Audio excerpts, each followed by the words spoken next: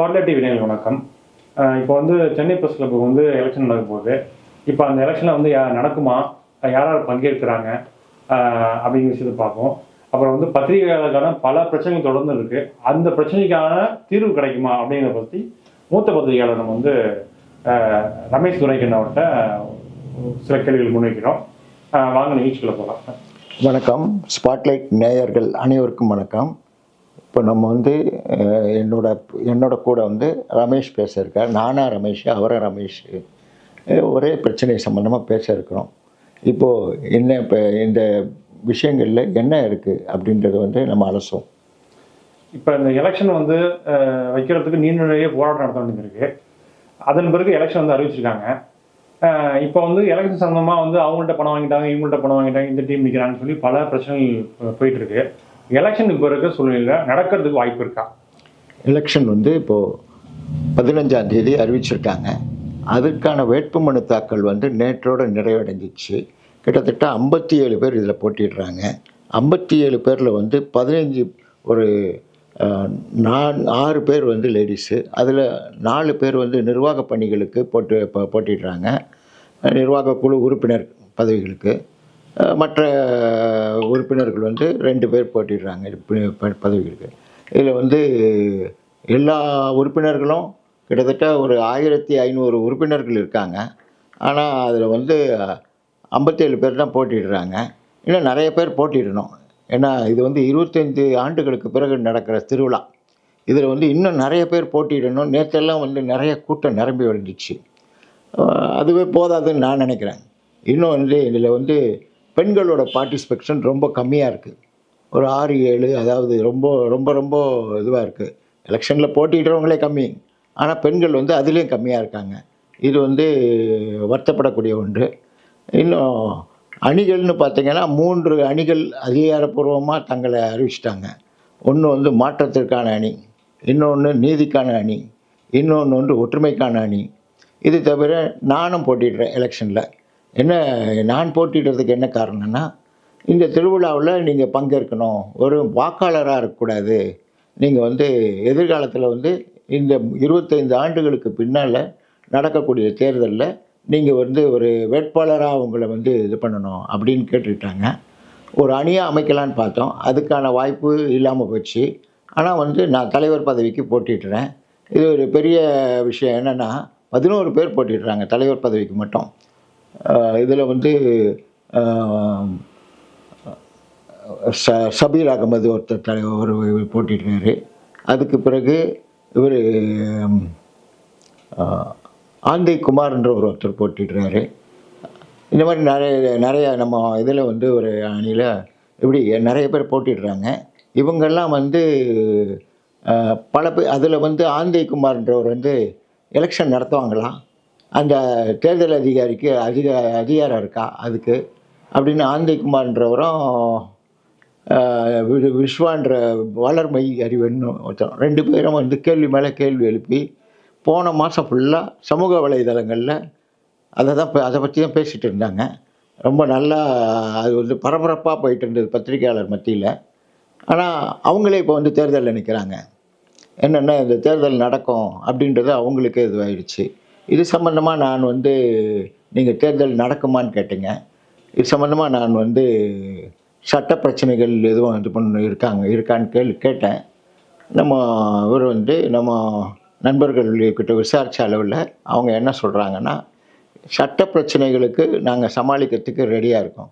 ஒரு பீரோ நிறைய அவங்க வந்து அதுக்கான டாக்குமெண்ட்டை வச்சுருக்காங்க. அது இல்லாமல் இந்த தேர்தலில் ஒரு பெரிய விஷயம் என்னன்னா, அதாவது அவங்க முதல்ல வந்து இவங்க தான் வந்து நாங்கள் அடையாள அட்டைகள் கொடுத்த, அதாவது அவங்க கஷ்டப்பட்டு நிறைய விஷயங்களை வந்து நேர்மையான இதில் வந்து முழு நேர பத்திரிகையாளர்களை சேர்த்துருக்காங்க. இப்போ நான் கூட நான் ஏற்கனவே சொல்லியிருக்கேன், நான் கூட வந்து ஒரு 5 பேர் அனுப்பினேன். 5 பேருக்கு அவங்க கொடுக்கல. என்ன பல காரணங்களை சொல்லி நிராகரித்தாங்க. ஆனால் வந்து அவங்களோட முழு முயற்சி என்னென்னா, முழு நேர பத்திரிகையாளர்களுக்கு கொடுக்கணும் அப்படின்றது அவங்களுடைய நோக்கம். அப்படிப்பட்டவர்கள்லாம் ஃபுல்லாக சேர்த்துருக்காங்க. அதில் தான் வந்து கிட்டத்தட்ட 3000 பேருக்கு மேலே வந்து விண்ணப்பங்கள் வந்திருக்கு. அதை ஒரு நேர்மையான பத்திரிகையாளர்கள் சாவித்திரி கண்ணன்னு அவர் ஒரு நேர்மையான பத்திரிகையாளர். அவர் எல்லாம் ஃபுல்லாக 12 பேர் கொண்ட குழு. ஒருத்தர் இருக்கலன்னா ஒருத்தர் அதை ஆட்சேபிச்சுட்டே இருக்காங்க. அவங்க கரெக்டாக சேர்த்துருக்காங்க. ஒரு 1500 பேரை மெம்பர் ஆக்கியிருக்காங்க. அந்த மெம்பர்களுக்கெல்லாம் உரிய முறையில் அடையாள அட்டைகள்லாம் வழங்கப்பட்டிருக்கு. அதுக்கு பிறகு இப்போது நியமிச்சிட்டாங்க. நீதிபதியை நியமிச்சிருக்காங்க. பாரதிதாசன்னு நீதிபதியை நியமிச்சிருக்காங்க. நீதிபதி என்னென்னா அவர் சீனியரான நீதிபதி, மூத்த நீதிபதி. அவர்கிட்ட அதாவது ஹைகோர்ட்டே அவர்கிட்ட பொறுப்புகளை ஒப்படைச்சிருக்கு, சில விஷயங்களை நீங்கள் தேர்தலை நடத்தணும்னு. அதனால் இப்போ போய்ட்டு அவர்கிட்ட வழக்குகளை தொடுத்து ஒன்றும் ஆக போகிறது கிடையாது. அது தெரிஞ்சு தான் இவங்க மனுக்களை போடுறாங்க. தேர்தல் நியாயமாக நடக்கும், நேர்மையாக நடக்கும். அதுக்கான வேலைகள்லாம் சிறப்பாக நடந்துகிட்ருக்கு. டெய்லி ஒரு 15 நேற்று வரைக்கும் வேட்பு மனுக்களை எல்லார்கிட்டையும் வாங்குகிறாங்க. அது ஒரு பக்கம் சீராக நடந்துகிட்ருக்கு. இன்றைக்கி நீங்கள் சொன்ன ஒரு விஷயம் வாட்ஸ்அப்பில் ஓடிட்டுருக்கு. ஒரு ஆள் 15 லட்சம் வாங்கிட்டாரு, இந்த மாதிரி இந்த அணியில் இருக்கவர் அப்படின்னு. அது அந்த அணியை சார்ந்தவர்கிட்ட பேசினேன். 15 லட்சமா? ரொம்ப கம்மியாக சொல்கிறாருங்க. 15 கோடின்னு போட்டுக்க சொல்லுங்கள். எங்கள் அணியை ரொம்ப 15 லட்சம்லாம் கொடுத்து விலைக்கு வாங்க முடியாதுங்க. இவர் தான் வாங்கினாருன்னு ஒருத்தரை சொல்கிறாங்க. அவரை கூப்பிட்டு கேட்டேன், என்னங்க 15 லட்சம் வாங்கிட்டீங்களாமா? ரொம்ப பெருமையாக இருக்குங்க.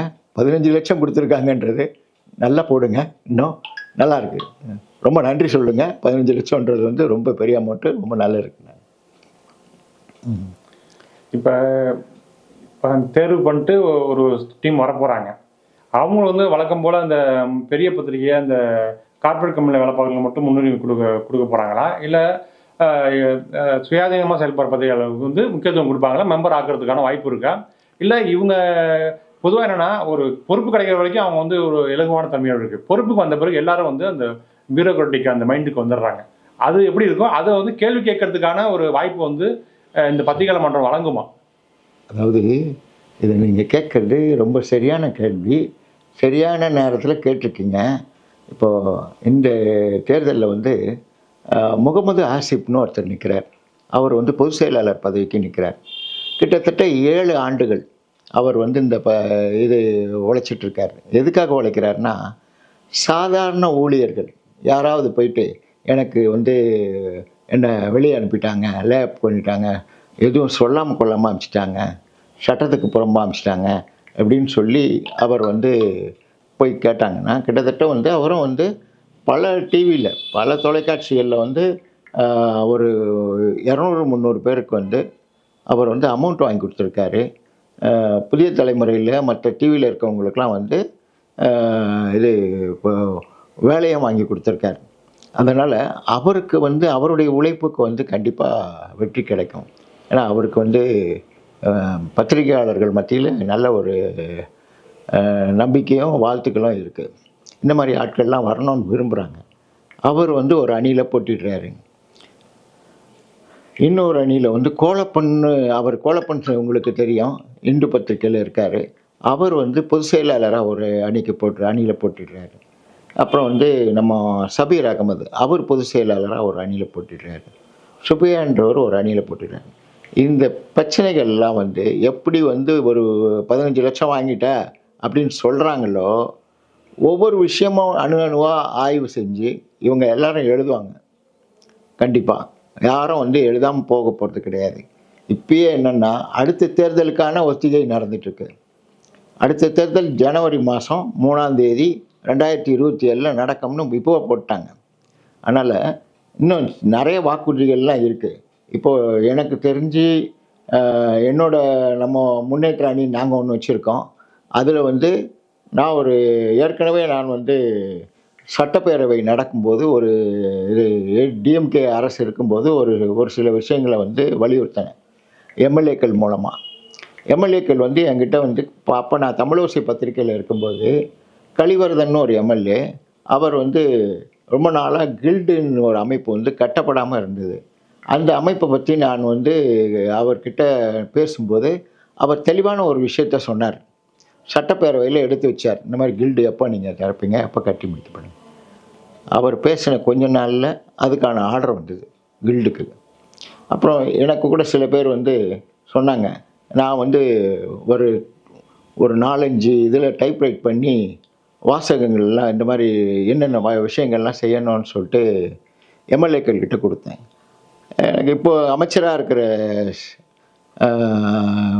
சகோதரர் சேகர் பாபு வந்து அப்போ என்கிட்ட என்னென்ன பண்ணணும்னு கேட்டு சட்டசபையில் செங்கோட்டையின் மூலமாக அவங்க கொறடாக்கள் மூலமாக அன்றைக்கு ஏடிஎம்கேல இருந்தப்போ அவர் குரல் எழுப்ப செஞ்சார்.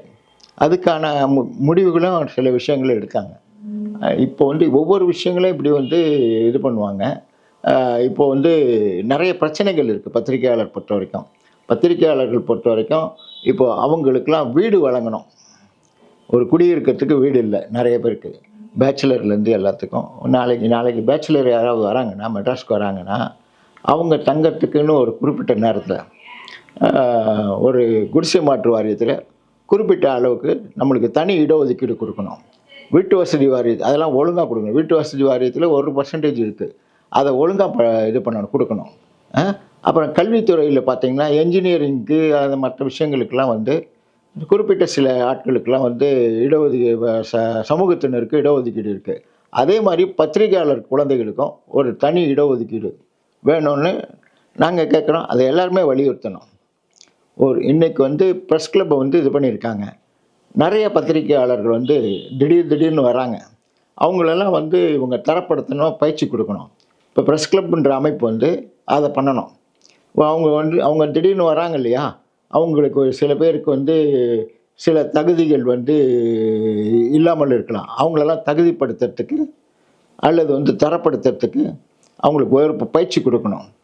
அவங்க எப்படி வந்து ஒவ்வொரு காட்சிகளையும் கையாளுறது, ஒவ்வொரு செய்தியை எப்படி கையாளுறது, இது பண்ணுறது, இது சம்மந்தமாக ஒரு இது கொடுத்தாங்கன்னா நல்லாயிருக்கும். கேமராமேன்களுக்கும் அசிஸ்டண்ட்டுகளுக்கும் அந்த பயிற்சியை கொடுக்கணும். ஏன்னா இன்றைக்கி பத்திரிகை துறை ரொம்ப வளர்ந்துருக்கு. சென்னையில் பார்த்தீங்கன்னா ஒரு ப்ரெஸ் மீட்டுக்கு கிட்டத்தட்ட 25க்கு மேலே பத்திரிகையாளர் டிவி மட்டுமே தெரியுது. இன்றைக்கி இருக்கிற சூழ்நிலை வந்து ரொம்ப வளர்ந்துட்டுருக்கு. அவங்கள தரப்படுத்துறது மூலமாக தான் வந்து நிறைய அவங்க சம்பாதிக்க முடியும். மற்ற விஷயங்கள் எல்லாம் நிறைய விஷயங்கள் இருக்குது. அதெல்லாம் நல்லா செஞ்சாங்கன்னா ரொம்ப நல்லாயிருக்கும்.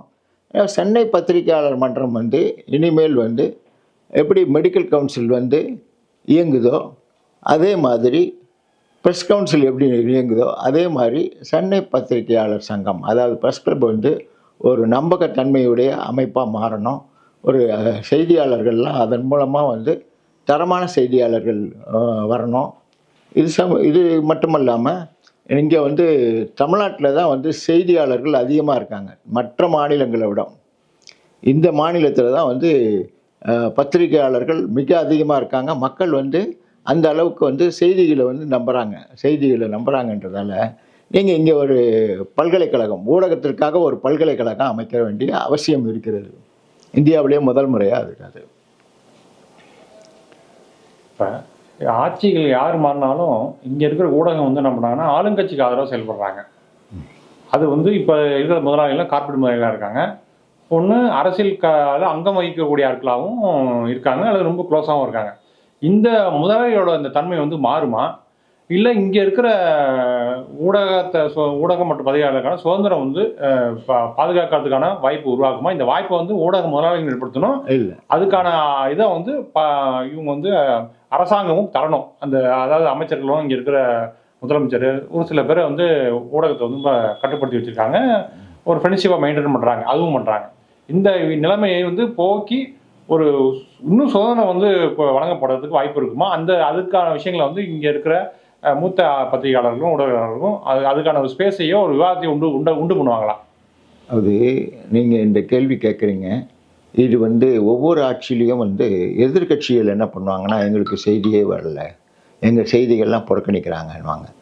இதே விஷயத்தை வந்து போன கவர்மெண்ட்டில் ஸ்டாலின் எழுப்பினார். இப்போ ஜெயக்குமார் தெருவாக சொல்லிகிட்டு இருக்காரு இதே விஷயத்த. இது வந்து இன்றைக்கி வந்து பார்த்திங்கன்னா எது செய்தின்னு பார்க்குறாங்க, எப்படிப்பட்ட செய்திகள் ஒளிபரப்புனா மக்கள் விரும்புவாங்கன்னு பார்க்குறாங்க. நீங்கள் வந்து அதை வந்து நீங்கள் புறக்கணிக்க முடியாது சில விஷயங்களை. திடீர்னு பார்த்தீங்கன்னா ஒரு நாள் வந்து விஜய் வந்து பேசுகிறாரு. நடிகர் விஜய் திடீர்னு அரசியல் வர்றார், திடீர்னு பேசுகிறாரு. அவர் பேசும்போது கிட்டத்தட்ட தமிழ்நாட்டில் இருக்கிற அத்தனை மீடியாக்கெல்லாம் அதை வந்து ஒளிபரப்புனாங்க, நேரடி ஒளிபரப்புனாங்க. இது வந்து அவர் சொன்னது வந்து மக்கள் மத்தியில் அழுத்தமாக பதிஞ்சிருக்கு. அவர் என்ன சொன்னார், எனக்கு வந்து அரசியல் எதிரி திமுக, கொள்கை எதிரி பாஜகன்னு. அது அன்னைக்கு ஒளிபரப்ப தான் செஞ்சாங்க. அந்த செய்தியோட தன்மையை பொறுத்து ஒவ்வொரு இதுவும் ஒளிபரப்ப தான் செய்கிறாங்க. மக்கள் மத்தியில் எது ஆழமாக பதியுதுன்றது தான் முக்கியம். அங்கே வந்து ஆளுங்கட்சி எதிர்கட்சிலாம் கிடையாது. ஏன்னா இன்றைக்கி வந்து டிவி வந்து ஒருத்தர்கிட்ட இல்லை. ஜே நியூஸ் இருக்குது.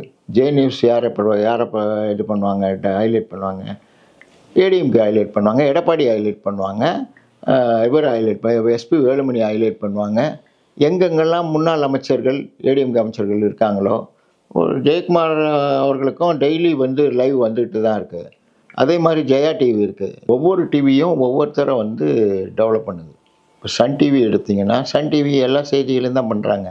அது சன் டிவியில் தான் விஜய் மாநாடு பற்றிய இதுவும் லைவாக ஒளிபரப்பாச்சு. கலைஞர் டிவி இதுக்கு திமுகவுக்கு ஆதரவான செய்திகளை பார்க்கணும். ஒவ்வொரு டிவியும் ஒவ்வொரு இதுவாக பயன்படுறாங்க. இவங்க என்ன இப்போ வந்து இந்துவில் வந்து எந்த செய்தியை புறக்கணிக்கிறாங்க? தினத்தந்தியில் எல்லா செய்தியும் வருது. செய்திகள் வராத பத்திரிகைகள் வந்து ஒன்று இல்லை. ஒரு சில பேர் செய்திகள் வந்து ஒவ்வொரு காலகட்டத்துலேயும்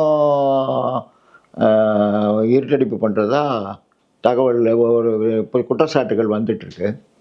அது வருங்காலத்தில் அந்த மாதிரி குற்றச்சாட்டுகள் இருக்காது. ஏன்னா எல்லாருக்குமே இன்றைக்கி தொலைக்காட்சி இருக்குது, எல்லாருக்குமே பத்திரிகைகள் இருக்குது. அதனால் எந்த பத்திரிகையில் எப்படி செய்தி வரும்ன்றது அவங்களுக்கே தெரியும். இப்போ தினமலரும் தினமணியும் வந்து அவங்க போகிற தலைப்பு அந்த உள்ளடக்கம்லாம் பார்த்தீங்கன்னா முழுக்க தீவிர ஆர்எஸ்எஸ் பாஜக சப்போர்ட் பண்ணுற மாதிரி இருக்குது. திமுகவுக்கு எதிரான அதாவது ட்ரெண்ட் சட்டை, அதாவது ஃபேஸ்புக் ட்விட்டரில் எப்படி இயங்குறாங்களோ அந்தளவுக்கு ஈக்குவலாக வந்து அந்த செய்தித்தாளை வந்து அவங்க வந்து பயன்படுத்துகிறாங்க. யார்? தினமலரும் தினமணியும். ஹிந்து தமிழ் என்ன பண்ணுறாங்கன்னா அதில் 2 விதமான பீப்புள்ஸ் இருக்காங்க. ஒன்று வந்து பாஜக ஏடிஎம்கே சப்போர்ட்டட், அதில் ஒரு குழு வேலை பார்க்குறாங்க, திமுக ஒரு குழு வேலை பார்க்குறாங்க. இப்படி 2 தரப்பு நியூஸும் வந்து ஒரே நாளில் பார்க்க முடியுது. அதாவது ஒரே பத்திரிகை 2 பத்திரிகையும் வந்து பிஜேபி ஆர்எஸ்எஸ் சாதகம் செயல்படுறாங்க. இன்னொரு தினகரன் சில பத்திரிகைகள் வந்து டிஎம்கே செயல்படுறாங்க. இதை தாண்டி தமிழ் ஹிந்து பத்திரிகை வந்து 2 குரூப்புமே உள்ள வந்து ஒவ்வொரு நாளைக்கும் ஒவ்வொரு தாக்கமான ஒரு செய்தியை வந்து போடுறாங்க. இதை எப்படி பார்க்குறீங்க? கிட்டத்தட்ட சேனல் வந்து நீங்கள் முழுக்க வந்து எல்லாம் வந்து ஆளுங்கட்சிக்கு ஆதரவாக போயிட்டு இருக்கிறதையும் பார்க்க முடியுது. இதை நீங்கள் எப்படி பார்க்குறீங்க? இந்த உண்மையை வந்து யார் விவாதிப்பாங்க? இதுக்கு ஒரு முடிவு கட்ட முடியும்? இதுக்கு வந்து பத்திரிகையாளனா வந்து நான் வந்து இங்கே சொல்கிறது சரியாக இருக்குமான்னு எனக்கு தெரியல. பத்திரிகைகள் வந்து யார்கிட்ட இருக்குது? பத்திரிகைகள் வந்து செய்தியாளர்கள்கிட்ட கிடையாது. இதுக்கும் செய்தியாளர்களுக்கும் சம்மந்தம் கிடையாது. எந்த செய்தி எப்படி வரணும்னு தீர்மானிக்கக்கூடியது அங்கே பத்திரிகை அதிபர்கள் தான் ஒவ்வொரு இடத்துலையும். இது தினமலர்னு சொல்ல முடியாது, தினமணின்னு சொல்ல முடியாது. ஒவ்வொரு விஷயங்களுக்கும் திடீர்னு டெல்லியிலேருந்து ஒரு தகவல் வருதான், இன்றைக்கி வந்து இவரை வந்து டெவலப் பண்ணுங்கன்னு. தொலைக்காட்சிகளுக்கு தான் முதல்ல அது தகவலாக வருது. இன்றைக்கி வந்து இவர் பேட்டி கொடுக்குறாரு போங்கன்னு. நீங்கள் எல்லாமே அப்படி சொன்னீங்கன்னா மக்கள் முடிவெடுத்துறது கிடையாது. மக்களோட அந்த மனோபாவம் இருக்கு இல்லையா, அதோட காலகட்டத்தில் கண்ணாடி தான் பத்திரிகையாளர்கள். அவங்க சரியானபடி தான் செயல்படுறாங்க. செய்திகள் அதன் வழியில் தான் வந்துட்டுருக்கு. எல்லா பத்திரிகைகளுமே ஒரு சில இடங்கள் கொடுப்பாங்க. அதை வந்து திட்டமிட்டு கொடுக்கறதா எனக்கு தெரியல எந்த பத்திரிகையும். அது வந்து ஒவ்வொரு முறையும் ஒவ்வொரு மாதிரி வந்துட்டுருக்கு செய்திகள். இப்போது இதே தமிழ்நாட்டில் தான் வந்து ஒரு ஜெகத்குரு என்று சொல்லப்பட்ட சங்கராச்சாரியை அரெஸ்ட் பண்ணாங்கள்ல, அதுக்கு முன்னால் என்ன சொன்னாங்க? அவரை அரெஸ்ட் பண்ண முடியாது பண்ணாங்க இல்லையா? அப்போ எந்த பத்திரிகைகள் வந்து அதை புறக்கணித்து எழுதுது? எல்லாருமே வந்து என்ன விஷயம் இருக்கோ அதை தான் எழுதுனாங்க. அவர் எழுதுனாங்க. இதில் வந்து மொனோபொலின்னா யாரையும் சொல்ல முடியாது. காலங்காலமாக வந்து இருக்கிற விஷயங்களை வந்து அவங்கவுங்க எதிர்கட்சிகள் ஆன பிறகு ஒவ்வொரு விஷயங்களும் இந்த விஷயங்களும் வெளிவரணும் அப்படின்லாம் அவங்க நினைக்க முடியாது. எல்லா விஷயங்களும் அவங்களும் லைவில் தான் கொடுத்துட்ருக்காங்க. யாரையும் எங்கள் புறக்கணிக்கல, எந்த காலத்துலேயும் புறக்கணிக்கல. ஏன்னா மக்கள் வந்து அதை பார்த்துட்டு தான் இருக்காங்க. இப்போ வந்து புலனாய்வு பத்திரிகையோட எண்ணிக்கை வந்து குறைஞ்சிட்டு கிட்டத்தட்ட இல்லைன்னு கூட சொல்லலாம். அதை நீங்கள் எப்படி பார்க்குறீங்க? புலனாய்வு பத்திரிகைகள் குறைஞ்செடுத்தது அது வருத்தமான விஷயந்தான். என்ன காரணம்னா, இன்றைக்கி பத்திரிகைகளை விட டிவி தொலைக்காட்சிகளை விடவும் வாட்ஸ்அப்லேயும் மற்ற விஷயங்கள் வந்து அதிகமாக வந்துட்டுருக்கு. அதனால் அதாவது அப் டு டேட்டுன்றதை விட நிமிஷத்துக்கு நிமிஷம் செய்திகள் வந்துகிட்டே இருக்குது. அதனால் மக்கள் வந்து அதில் கவனம் செலுத்த ஆரம்பிச்சிட்டாங்க. பெண்கள் வந்து இன்றைக்கி இருக்கிற பொசிஷனில் நம்ம பத்திரிகையெல்லாம் படிக்கிறது கிடையாது, சீரியல் பார்த்துட்ருக்காங்க. நாள் முழுக்க சீரியலில் இருக்காங்க. அதனால் வந்து என்ன சீரியலில் என்ன வந்திருக்கு, எப்படி அந்த கதையை தான் ஒவ்வொருத்தரும், எல்லாரையும் நம்ம சொல்லலை, ஒரு சில வீடுகளில் அவங்களுக்கு பொழுதுபோக்காக இருக்குது. பல விஷயங்களில் இருக்கிற தொன்று இதெல்லாம் வந்து பிரச்சனைகள்லேருந்து விடுபடுறதுக்கு அது ஒரு வழி. அப்படி தான் நான் கருதுகிறேன். அந்த பிரச்சனை அந்த இதில் வந்து நிறையா வந்து டைவர்ஷன் நிறையா இருக்குது. ஊடகங்கள் வந்து பலவாறு திசை திருப்புது. அதெல்லாம் காரணம்தான். இப்போ ஏடிஎம்கேல வந்து பத்திரிகை நினச்சாங்கன்னா எல்லாரையும் மினிஸ்ட்ரியுமே பார்க்க முடியுது, சிஎம்ஐ பார்க்க முடிஞ்சுது. ஆனால் இப்போ அதுக்கான காலகட்டம் இல்லை, அதுக்கான சூழல் இல்லை. முன்ன மாதிரி இலகுவாக இந்த அரசு அமைச்சர்கள் முதலமைச்சர் நடந்துக்க மாட்டேங்கிறாரு, உதயநிதி நடந்துக்க முடியாதுன்னு ஒரு குற்றச்சாட்டு வைக்கிறாங்க. அதை எப்படி பார்க்குறீங்க? ஒவ்வொரு நிமிஷமும் அவங்களுக்கு வந்து பல விஷயங்களை தர்றதுக்கு இங்கே ஆள் இருக்குது. பத்திரிகைகள்லேருந்து தகவல்களை பெறாங்க அவங்க. ஒவ்வொரு அதாவது சமூக வலைதளங்களை பார்த்தே நடவடிக்கை எடுக்கிறாங்க. சமூக வலைதளங்களில் ஏதாவது தகவல் வந்ததுன்னா சிஎம்மோ அவர் டெப்டி சிஎம்மோ உடனடியாக நடவடிக்கை எடுக்கிறாங்க. அடுத்த நிமிஷம் போயிடுது தகவல். சமூக வலைதளங்களை கண்காணிக்கிறதுக்குன்னே ஒரு பிரிவு இருக்குது அவங்கக்கிட்ட, ஒவ்வொரு போலீஸ் சைடில், உளவுத்துறை சைடில். இது இல்லாமல் அதில் வந்து பொய்யான தகவல் என்ன வருது அதையும் பார்க்குறதுக்கு ஒரு குழு வச்சுருக்காங்க. எல்லா விஷயங்களையும் வந்து அப் டு டேட் கொடுக்குறாங்க. அது வந்து எனக்கு தெரிஞ்சு அப்படி எதுவும் நடந்துக்கிற மாதிரி தெரியல. நீங்கள் சொல்கிற தகவல்கள் வந்து சரியானதான்னு தெரியல எனக்கு. எதிர்காலத்தில் இங்கே ப்ரெஸ் கிளப்பில் ஒரு புதிய அணி வந்து அந்த அந்த இடத்த வந்து இது பண்ணாங்கன்னா, நிர்வாகத்துக்கு வந்தாங்கன்னா, அவங்க வந்து பொதுமக்கள், அதாவது மற்ற ஏனைய சின்ன பெரிய பத்திரிகையாளர்கள் அவங்கள்ட்ட வந்து அவங்க கருத்தை பெறுவதற்கும் அவங்களுக்கு கம்யூனிகேட் பண்ணுறதுக்கும் ஒரு பொறுப்புள்ள ஒரு ஆளை போடணும். ஆனால் முன்னெல்லாம் வந்து டக்குன்னு போய் யாரையும் கருத்து சொல்ல முடியாது. கருத்து சொன்னால் உடனே வேறு மாதிரி ரியாக்ட் பண்ணுவாங்க அவங்க. அப்படி இல்லாமல் அதுக்கான ஒரு இலகுவான தன்மையும் கேள்வியை உள்வாங்கிட்டு பதில் சொல்கிறதுக்கான ஆட்கள் வந்து இந்த அணி அமையும் நான் நினைக்கிறேன். நீங்கள் நினைக்கிறீங்க? அமைய வேண்டும். நீங்கள் சொல்கிற கருத்து தான் என்னோட கருத்தம். எல்லாருமே வந்து எனக்கு என்னை பொறுத்த வரைக்கும் சபீர் அகமதாக இருந்தாலும் சரி, இவர் நம்ம அசிப்பாக இருந்தாலும் சரி, அடுத்த அணியில் போட்டிடுற கோலப்பனாக இருந்தாலும் சரி, மற்றவங்களாக இருந்தாலும் சரி, எல்லா அணிகள்லேயும் நல்லா பேசக்கூடிய, அதாவது அவங்களுக்கு எடுத்து சொல்வது ஒவ்வொரு விஷயங்களையும் அவங்களும் சாதாரண நிலைகள்லேருந்து வந்தவங்க தான். இப்போது அசிப் இருந்தார்னா அவரும் வந்து ஒரு சாதாரண நிலைகள்லேருந்து வந்தவர் தான். அவர் தொழிலாளர்களை பற்றி பேசுகிறார். இவர் வந்து சபீர் அகமது வந்து அவர் நக்கீரனில் ஒரு கடைநிலை செய்தியாளராக இருந்து அங்கே உருவாக்கி தான் வந்தவர். அதனால் அவங்களுக்கு வந்து வேறு எங்கேயும் போயிட மாட்டாங்க. எல்லாருக்குமே எல்லாமே தெரியும். சுபையா என்றவரும் வந்து இப்போது தலைவர் பதவிக்கு ஒரு இடத்துலேருந்து போட்டிடுறாரு. அவரும் வந்து எளிமையான முறையிலேருந்து தான் வந்தவர். சாதாரண சின்ன பத்திரிகையிலேருந்து தான் அவர் வந்து செய்தியாளர் ஆனார். ஆகவே அவங்களுக்கு வந்து எல்லா விஷயங்களும் அவங்க காதுக்கு வரும், உடனுக்குடனே பதிலளிப்பாங்க. இப்போது நீங்கள் ஒரு கொஞ்ச நேரத்துக்கு முன்னால் வலைதளங்களில் 15 லட்சம்னு ஒரு விஷயம் கேட்டீங்க, அடுத்த நிமிஷம் ரியாக்ட் பண்ணுறாங்க. அதனால் எல்லா விஷயங்களும் எல்லா சாதாரண செய்தியாளர்கள் வந்து எல்லாருக்கும் வந்து அணுகிற அளவுக்கு அவங்க நடந்துக்குவாங்கன்னு நானும் நம்புகிறேன். குறிப்பாக என்னென்னா, அவங்களுடைய யாராவது விபத்து ஏற்பட்டாலோ, அவங்களுக்கு ஏதாவது மாரடைப்பு ஏற்பட்டாலோ, அவங்களுக்கு குடும்பத்துக்கு உண்டான ஒரு அங்கீகாரம் கொடுக்கப்படல. ஒரு இறப்பு செய்தி கூட அமைச்சர்களோ அல்லது முதலமைச்சரோ வழங்கப்படுறதில்ல. அந்த இறப்பு செய்தி சொல்ல மாட்டேங்கிறாங்க. இப்போ மிகப்பெரிய ஒரு டிஸ்டன்ஸு. ஆனால் பெரிய பத்திரிகை உள்ளவங்களுக்கு உரிய அங்கீகாரம் கொடுக்கப்பட்டு சில விஷயங்கள் பண்ணப்படுது. இதை நீங்கள் எப்படி பார்க்குறீங்க? இன்னும் என்னென்ன சலுகைகள் இருக்குது?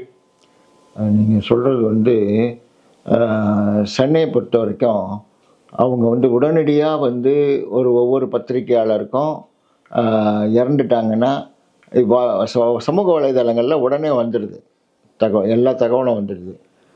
அந்த தகவலை வந்து கரெக்டாக வந்து முறையாக வந்து அந்த அமைச்சர்கள் பார்க்குறாங்க, சம்மந்தப்பட்ட அமைச்சர்கள். அவங்க வந்து என்ன பண்ணணுமோ பண்ணுறாங்க. இன்னொரு விஷயம், பத்திரிகையாளர் நல வாரியம்னு ஒன்று இருக்குது. அந்த நல வாரியத்தில் பெரும் முதலாளிகளும் இருக்காங்க. அது பெரிய முதலாளிகளும் இருக்காங்க, கீழ்நிலையில் இருக்கக்கூடிய செய்தியாளர்களும் இருக்காங்க. அவங்கெல்லாம் உரிய வகையில் எடுத்துகிட்டு போகிறாங்க. உரிய வகையில் எடுத்துகிட்டு போயிட்டு பென்ஷன் வந்து ஏறக்குறைய இறந்து போன பத்திரிகையாளருடைய குடும்பத்துக்கு எனக்கு தெரிஞ்சு எல்லாருக்கும் மேக்சிமம் கொடுத்து முறையாக வந்து அவங்களுக்கு வந்து அப்ளை பண்ணியிருந்தாங்கன்னா அவங்களுக்கு கொடுக்குறாங்க. அப்ளை பண்ணலைன்னா கொடுக்க முடியாது. எனக்கெல்லாம் வந்து சில பிஆர்ஓக்கள் வந்து இவருக்கு வந்து பென்ஷன் வேணும், கொஞ்சம் நீங்கள் சொல்லி உங்கள் அலுவலகத்தில் சொல்லி ஒரு லெட்டர் கொடுக்க சொல்லுங்கள், அதாவது கருணையாக அதை வந்து அணுகுறாங்க. நான் அந்த மாதிரி ஒரு 2-3 பேர் கொடுத்தேன். ஒரு சிலர் வந்து என்ன உங்களுக்கு இந்த சர்டிஃபிகேட் கொடுக்கலையா, நீங்கள் போங்க இந்த இடத்துக்கு போங்க வாங்கிக்கோங்க அப்படின்னு சொல்லி யார் பிஆர்ஓக்கள் அனுப்புகிறாங்க. அவங்களுக்கும் வந்து ஆரம்பத்துலேருந்து வந்தவங்க, ஒரு கடைநிலையிலேருந்து வந்தவங்க தான். அவங்களும் மனிதர்கள் தான். அவங்க வந்து கரெக்டாக அந்த வேலையை பார்க்குறாங்க. நீங்கள் சொல்கிறதே ஒவ்வொரு விஷயமாக வந்து சில வலைதளங்களில் வருது. வலைதளங்களில் பார்த்து எல்லாத்தையுமே ஏமாந்துடாதீங்க. அவங்களும் மனிதர்கள் தான், அவங்களும் பண்ணுறாங்க. எல்லா இடத்துலையும் வந்து அவங்களும் வந்து எல்லா விவரங்களையும் கேட்டு செய்கிறாங்க. இப்போ கார்டு வந்து அரசு அங்கீகார அட்டையும் ப்ரெஸ் பாஸும் தராங்க. அதுக்கு வந்து 10,000 காப்பி 20,000 காப்பி அடிக்குன்னு சொல்லி அது கம்பல்சரியாக வச்சுட்டு இருக்காங்க. இப்போ வந்து அந்த நடைமுறை வந்து ரொம்ப கெடுபடியாக பண்ணுறாங்க. அப்புறம் வந்து ஒவ்வொரு அக்கௌண்ட்டுக்கும் பணம் போட்டுருக்குன்னு சொல்கிறாங்க. அப்புறம் வந்து எத்தனை பேர் வேலை பார்க்குறாங்களோ அந்த விவரங்கள்லாம் கேட்குறாங்க. எவ்வளோ டேக்ஸ் கட்டுறீங்க, ஜிஎஸ்டி கேட்குறாங்க. அப்புறம் 3 வருஷம் பத்திரிகை நடத்தியான்னு சொல்லி அந்த டாக்குமெண்ட் கேட்குறாங்க. இவ்வளோ ஆதாரங்களை வாங்கி இவங்க இவ்வளோ கெடுபடி காட்ட வேண்டிய தேவை என்ன? அதேமாரி ஒரு 500,000 பேர் கூடுதலாக அந்த இது அங்கீகார அட்டையும் ப்ரெஸ் பாஸும் கொடுக்கல. இவங்க என்ன வலிக்குது? அப்படி என்ன இவங்களுக்கு மிகப்பெரிய அந்த ஒரு கட்டி கவர்ந்து பண்ணி என்ன பண்ண போகிறாங்க? அவங்க வந்து அந்த ப்ரெஸ் பாஸும் அந்த இது கொடுக்கறதுக்கு என்ன அவங்களுக்கு பெரிய தடையாக இருக்குது அவங்களுக்கு? இல்லை எல்லாரையும் கழிச்சு கட்டணும்னு பார்க்குறாங்களா? கழிச்சு கட்டணுன்றது அவங்களுக்கு வந்து குறிப்பிட்ட அளவுக்கு ஒரு தொகை வந்து கொடுத்துருக்காங்க. அதை வந்து பஸ் பாஸ்ன்ற ஒரு விஷயம் இருக்குது ஒவ்வொரு அக்ரெடிஷனுக்கும். அந்த குறிப்பிட்ட அமௌண்ட்டுக்குள்ளே இருக்கணும்னு நினைக்கிறாங்க. அது ஒன்று. அதுக்கப்புறம் வந்து பெரும்பாலானோர் வந்து பத்திரிகைகள் வந்து வர்றதே கிடையாது. அந்த குறிப்பிட்ட மாதங்களில் தான் வருது. இப்போ டிசம்பர் மாதம் கடைசியில் வரும், அல்லது வந்து ஒரு குறிப்பிட்ட இதில் வரும். அவங்க அந்த மாதிரி பண்ணுறவங்க பார்க்குறாங்க. அதுக்கப்புறம் சில பத்திரிகைகள்லாம் வந்து அவங்க போய் விசாரிக்கிறாங்க, அச்சகத்துக்கு போய் விசாரிக்காங்க, இந்த மாதிரி இவங்க அடிக்கிறாங்களான்னு. அப்படியே நாங்கள் அப்படி ஒரு விஷயமே கொடுக்கலையே அப்படின்னு சொல்லி அவங்க சொல்கிறாங்களாம் அந்த அச்சகத்துலேருந்து. அது ஒரு பிரச்சனை. இப்போது ஒவ்வொருத்தரும் வந்து ஒவ்வொரு இதுலேயும் வந்து நீங்கள் எல்லாம் வந்து ஒரு கஷ்டப்பட்டு ஒரு சில விஷயங்கள் பண்ணுறீங்க. அது வந்து அவங்க பார்வைக்கு சரியான வகையில் நீங்கள் எடுத்துகிட்டு போகிறது கிடையாது. சரியான வகையில் எடுத்துகிட்டு போனால் ஏன்னா அவங்களும் இப்போ வந்து புதுசாக ஒரு முறையை இது பண்ணியிருக்காங்க. ஆர்என்ஐன்ற ஆங்கிளில் ஒன்று கேட்குறாங்க. நிறைய பத்திரிகைகளுக்கு ஆர்என்ஐ இல்லாததால் கிட்டத்தட்ட போன தடவை 150 பத்திரிகைகளை வந்து அவங்க இது பண்ணாங்க, தள்ளுபடி பண்ணாங்க. இந்த மாதிரி விஷயங்களும் இருக்குது. பத்திரிகைகள் நடத்துறது வந்து எவ்வளோ பெரிய விஷயம்னு உங்களுக்கு தெரியும்.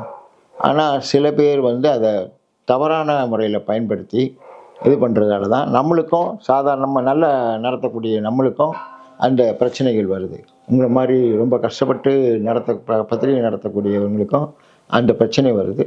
அது கண்டிப்பாக அந்த பிரச்சனைகளை வந்து நம்ம எதிர்காலத்தில் எப்படி எதிர்கொள்ள முடியுமோ அப்படி எதிர்கொள்வோம்.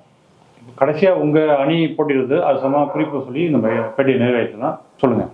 அது என்னை பற்றி சொல்லணும்னா, நான் வந்து ஏற்கனவே சொன்னேன், சென்னை பத்திரிகையாளர்கள் பக்கத்தில் இருக்கிற கில்டு வந்து கட்டுறதுக்கு நான் என்னுடைய பத்திரிகை சார்ந்த கட்சி அன்னைக்கு வந்து தமிழோசையில் இருந்தேன் நான். அப்போ பாமக இவர் எம்எல்ஏ ஒருத்தர் இருந்தார், கலிவர்தன். அவர்கிட்ட போயிட்டு அவர்கிட்ட அந்த விஷயத்த சொன்னேன். கொஞ்ச நாளில் அந்த ஏடின்னு ஒருத்தர், துணை இயக்குனர் ஒருத்தர் என்கிட்ட சொன்னார், பாருங்கள் உங்களுக்கு வந்து ஆர்டர்லாம் வந்துடுச்சு, சேம் ஆர்டர்லாம் முதலமைச்சராக கலைஞர் தான் இருந்தார், அவர் ஆர்டர்லாம் போட்டுட்டாருனாங்க. அது கொஞ்சம் நாளில் அது கட்டிட்டாங்க. அந்த கில்டை கட்டி அதுக்கு பிறகு ஜெயலலிதா மேடம் திறந்து வச்சாங்க. அதனால் அது ஒன்று நடந்தது. சில விஷயங்கள் வந்து நிலுவையில் இருக்குது. நமக்கு வந்து கோரிக்கைகளை நிறைய எழுப்ப வேண்டிய அவசியம் இருக்குது. எதிர்காலத்தில் எல்லாருக்குமே எல்லாமே தேவை. அந்த பத்திரிகையாளர் தேவைகள் வந்து நிறைவேற்றப்படணுன்றது தான் எல்லோட ஆசை. இப்போ எங்களுடைய அணியில் நண்பர் ஒருத்தர் மதிவாணன்னு இணை செயலாளர் பொறுப்புக்கு நிற்கிறாரு. அவர் யாருன்னா திமுக ஆட்சிக்கு முன்னாடி கலைஞரை அரெஸ்ட் பண்ணும்போது அப்போது வந்து ஒரு பத்திரிகையாளர்கள் மேலே கடுமையான தாக்குதல்கள் நடந்தது. அந்த தாக்குதல் சம்பந்தமாக 2 கமிஷன்கள் போடப்பட்டன. அப்போல்லாம் அவர் வந்து களத்தில் நின்று போராடி இந்த 2 கமிஷன்லேயும் அனுப்பப்பட்ட சம்மனுக்கு சாட்சியமாக சொல்லியிருக்கார் நிறைய விஷயங்கள். அவர் அதுக்கு பிறகு அமீதுன்னு ஒரு பத்திரிகையாளர், அவர் வந்து சமூக வலைதளங்களில் தீவிரமாக இயங்கி கொண்டிருக்கக்கூடியவர். அவர்கிட்ட இருக்க ஒரு பெரிய விஷயம் என்னென்னா, ஒரு குறிப்பிட்ட சில மாதங்களுக்கு முன்னால் இந்து சமய அறநிலையத்துறையுடைய இணையதளத்தையே வந்து முடங்கி போயிருந்தது. அது சம்பந்தமாக அவர் வந்து ஒரு செய்தி எழுதி அதை ஒரு பரபரப்பாக்கினார். அவருக்கு உடனே அமைச்சர் சேகர்பாபு பேசி அதுக்கு பிறகு அந்த அந்த இணையதளத்தை எப்படி இது பண்ணணுமோ அப்படி பண்ணார். அதுக்கு பிறகு இப்போ இந்த கொறடான்ற வார்த்தையை வந்து நாளைக்கு நீக்க போகிறாங்க. இப்போ ஆண்டாண்டு காலமாக கொறடான்ற வார்த்தையை வந்து பயன்படுத்திகிட்டு இருக்காங்க. சட்டமன்றத்தில் நாளைக்கு அல்லது இன்னொரு நாள் அடுத்த கூட்டத்தொடரில் அந்த கொறடான்ற வார்த்தையை நீக்கிட்டு வேற ஒரு புது வார்த்தை போட போகிறதா ஒரு தகவல் இருக்குது. அதுக்கும் அவர் தான் காரணம். அப்புறம் வந்து இந்த செய்திகளுக்கு மூலமாக இருந்தவர் அவர். அப்புறம் அம்மா உணவகம் அப்படின்னு ஒரு விஷயம் வந்து இன்றைக்கும் வந்து பிரபலமாகிட்டு இருக்கு. அது வந்து மூடிட்டாங்க அப்படின்லாம் ஒரு குற்றச்சாட்டுகள் வந்து எதிர்கட்சிகள் வந்து சொல்கிறாங்க. இப்போ அந்த அம்மா உணவகத்துக்கு மூல காரணமாக வந்து அமீது தான். என்னென்னா அவர் ஒரு சைதாப்பேட்டையில் திரு கிருஷ்ணமூர்த்தின்னு ஒருத்தர், அவர் பத்திரிகையாளர் தான். அவர் அம்மா உணவகம் மாதிரி ஒரு சின்ன இதில் கடையை நடத்திட்டு வந்தார். அந்த கடையை வந்து அவர் வந்து பிரபலப்படுத்தினார். அதன் மூலமாக அதை பார்த்துட்டு சைதை துரைசாமி சென்னையில் அம்மா உணவகம் வந்து தொடங்கிறதுக்கு முயற்சிகள் மேற்கொண்டார். அதுக்கு பிறகு அந்த அம்மா உணவகம் வந்து தமிழ்நாடு ஃபுல்லாக வந்துட்டுருக்கு. இது மற்ற மாநிலங்கள்லேயும் வந்து இந்த அம்மா உணவகம் பரவுற அளவுக்கு ஒரு பெரிய ஒரு இது ட்ரெண்ட் உருவாகிருக்கு. தேர்தல் வாக்குறுதி கூட கூட்டுட்ருக்காங்க. அம்மா உணவகத்தை வந்து தமிழ்நாட்டை தவிர மற்ற மாநிலங்களும் போய் சேர்ந்துருக்கு. அதுக்கு காரணம் நம்ம கடை ஒரு யூடியூப்பு இந்த மாதிரி விஷயங்களில் வந்து இயங்கிட்டு இருக்கிற பத்திரிகையாளர் அமீது தான். நன்றி, வணக்கம். நீங்கள் தொடர்ந்து பார்க்கணும்னா லைக் பண்ணுங்கள், ஷேர் பண்ணுங்கள், கண்டிப்பாக சப்ஸ்கிரைப் பண்ணுங்கள். சப்ஸ்கிரைப் பண்ணணும்னா கீழே உள்ள பெல் ஐக்கானை கிளிக் செய்யவும். அதன் பின் உங்கள் இமெயில் ஐடியும் பாஸ்வேர்டும் டைப் பண்ணாலே போதும். Hi, this is Inia here. For more filmy entertainment news, subscribe to